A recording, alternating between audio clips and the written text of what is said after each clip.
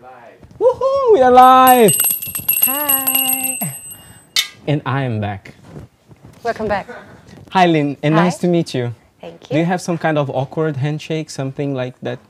Like, you prefer like, oh, okay, that's nice, very good. Very Get good. yourself a friend. My brother does this to me. Okay, that's cool, that's cool. Cool. Hi guys again, I'm Hi. Rico, as you know. This is Lynn, I just met her. Exactly now. Yeah. And we are here to talk a little bit about disruptiveness, right? So something around, I want to talk a little bit about destroying your reputation. Like, really, have you ever managed to destroy your reputation? Have you ever done something that was really shameful, that was bashful, that you don't like, but you remember that brought you some change? And I challenge you now to put that down below if you had some kind of stories like that. But you know what? I'm going to give you an example, and actually Lynn has a very good example that happened to her this very morning, or should I say yesterday? Can you tell me a little bit about it? Yeah, more or less like last minute, last night kind of thing. But I thought we agreed that we shouldn't talk about it. I don't remember agreeing to that, but we can not talk about it if you prefer not to talk about it. I mean, it was a typical girl's hair accident, and yeah. I think it's just perfect. This is why I'm wearing a hat today. Correct me if I'm wrong. I just think it's perfect. So Yeah, thank you. You shouldn't It's worry really about sweet. it. Yeah. Yeah. So the story I wanted to talk about is like there is a real story, right? So let me be a little bit of a storyteller, and then you can make comments, or please do comments, right? There was this young guy that he was invited to come to a meeting with like high executives of a big corporation, and he created a whole plan because that corporation was about to break. They were really about to finish their activities because, you know, bad administration. And this guy was invited to create a new plan, to innovate, to do something. And this guy created a really thorough plan. I'm shortening the story very much so we can make comments on it. And the story goes as this young guy, he started talking about the plan very passionately. And the corporate executives, they were kind of laughing at him in the meeting. Like, this is not going to work. You know, this kind of attitude. No, we know what we are doing. We tried that. Don't you think that we already tried to do something and it's not going to work? They were really not believing. Okay. And this young guy really, he was pounding the table. Like, this has to work. If you do like this, your company is going to break. If you don't do it. If you don't do it, the company is going to fall apart. Everybody inside is going to have to find new jobs. And he started talking really passionately to the point where he started crying in front of the executives, right? Okay. And, you know, the highest executive, so the CEO, came to this young guy and he said, you know what, I think you should, you know, take a deep breath, calm down a little bit. And then the guy, the young one, he said, you know what, I can't believe you're telling me this. And then he went away. He went to his car. He sat inside his car and started crying even more. And the interesting thing is that the CEO came to the car and he was like, why are you doing that? Why do you care so much? Why are you crying? Why are you crying? Why are you so passionate? And he's like, I believe, you know, I believe in what I do. And I believe in that I can save you guys if you do what I'm telling. But I can't believe that you can't follow a simple plan, well, simple, right? Just because I'm young or you have some kind of prejudice. And the high executive took him in high regards. Then he came out from the car, he came back, he apologized, and then he left. That guy, his name was Steve Jobs. And he was presenting plans for some big corporation in the US. I don't really remember what kind of corporation, but that story is true. Yeah. And the fun thing is that there is a poet, a Persian poet that Steve Jobs liked very much. His name is Rumi. Yeah, Rumi.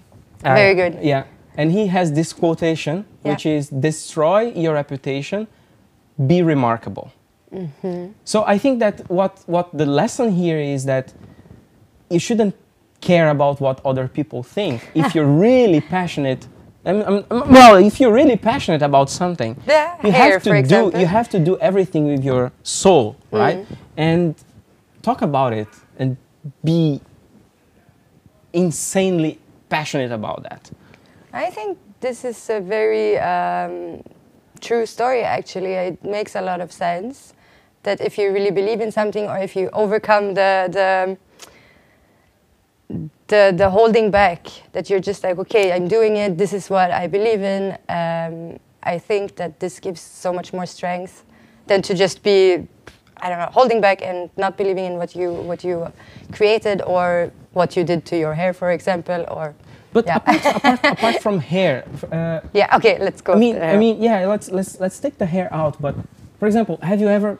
I had this in family meetings, for example, when you're really passionate about something that can be beneficial for your family or beneficial for someone in your family, and you want to give them an idea or something like that, and they say, you know what, you know nothing because you're not experiencing that, right? And they disregard your experience. Yeah. And what you want to say just because they have some kind of other experience.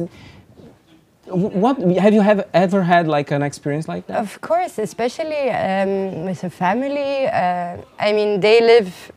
They're a different generation. Like, for example, your parents. If you have an idea, I mean, we are very modern people now. There's loads of opportunities and solutions for everything which didn't exist before. But I feel that you have to be very, very. First of all, passionate, and also you have to know a lot, you know. You cannot just say, oh, this would be nice, you know. They will not believe in it, or they will not be willing to risk, because everything is working, or something like this.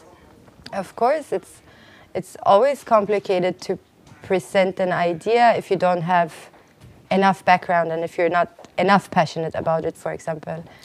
What concerns me is that this newer generation, and I can totally relate, because you go you finish your high school and you have to do something, right? I was just talking about this with Rob behind the scenes, and when you're in your late teens, you really have to do something. You have to choose something, and you don't know what to do. I mean, I'm 32, soon to be 33, and I still have some clue, you know, but it's still unclear. Yeah. And I'm really afraid of people that say, I know exactly what to do. And I'm like, okay, like... Really?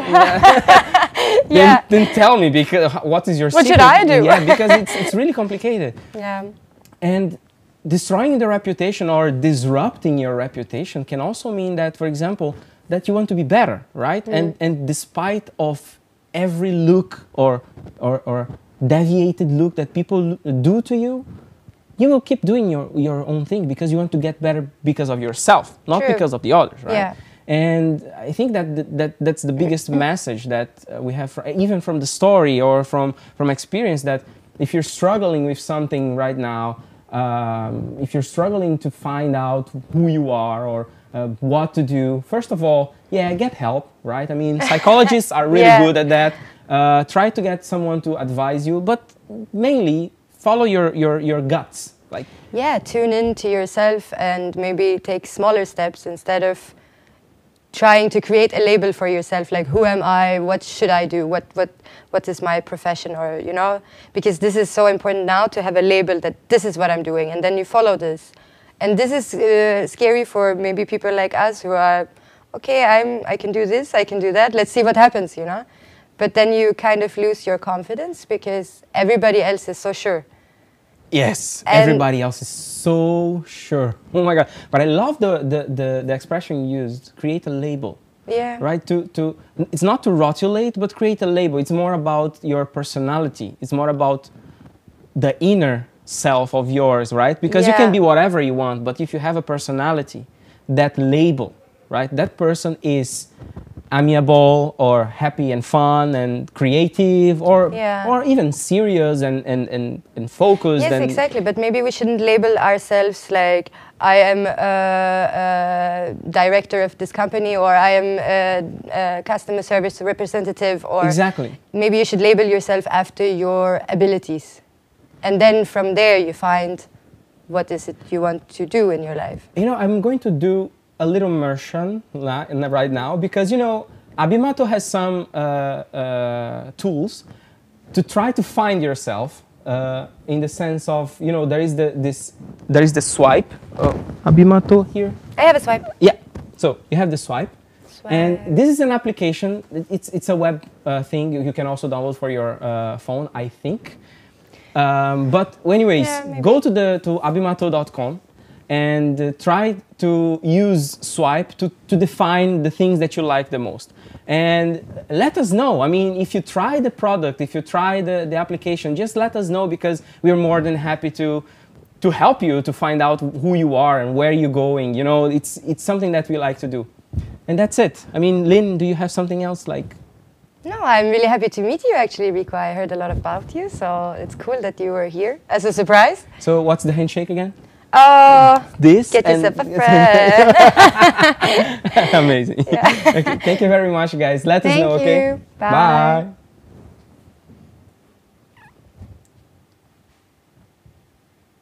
We are still live. Yeah. I can still speak something and people will still listen. Yeah.